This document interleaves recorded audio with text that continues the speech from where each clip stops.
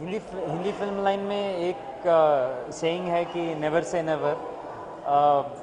मैंने हमेशा कहा कि मैं लव स्टोरी नहीं बनाऊंगा, क्योंकि मुझे ऐसा लगा कि मैं एक लव स्टोरीज या रोमांस एक ऐसी फील्ड है जहाँ हर कोई कुछ ना कुछ अपने व्यूज़ देता है या कुछ bring something unique to the table. मुझे ऐसा लगा कि यार फ्रॉम माई साइड कुछ ऐसी स्टोरी नहीं है विच कुड बी डिफरेंट, पर एज दे से नेवर एक ऐसी कहानी मोड आई वेयर आई फेल्ट कि I can tell a love story with a difference.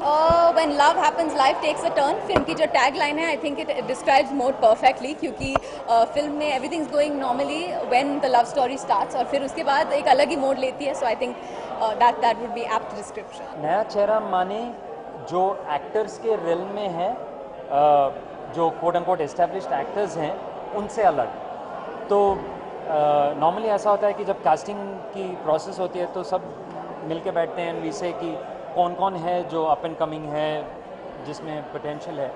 तो किसी ने रणविजय का नाम ली, मैं उनका फ़ोटो देखा and I called him in for an audition. वो मेरा ओल्ड फैशन कास्टिंग प्रोसेस है कि कोई एक्टर आए, मेरे लिए ऑडिशन करे और फिर मैं उनको उस रोल में देखूं, एंड रणविजय वो स्पॉट ऑन। मेरे लिए सबसे इम्पोर्टेंट है कि मैं ऐसी फिल्म करूँ जिसमें मुझे भी एक्साइटमेंट लगे as an actor to do something challenging and performance wise.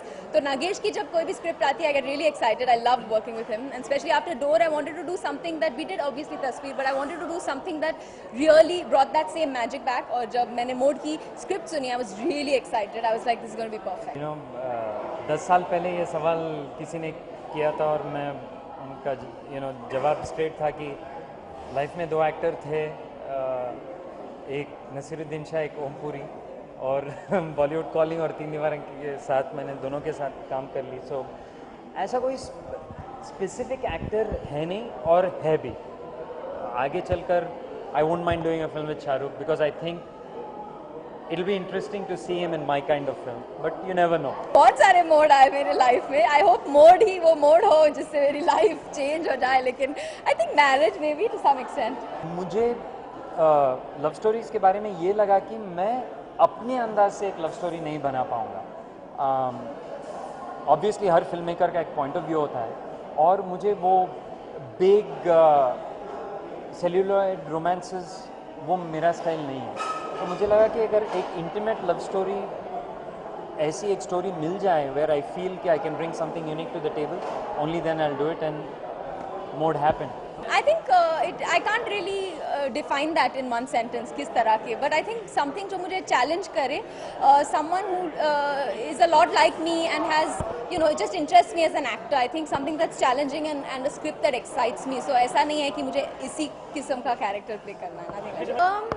Mode is more a love story. I think that's how we we want people to know that it's a love story. And obviously एक twist है, लेकिन वो अब मैं बता नहीं सकती क्योंकि वो फिल्म का मोड है जब सब कुछ चेंज हो जाएगा. तो but it's basically a love story.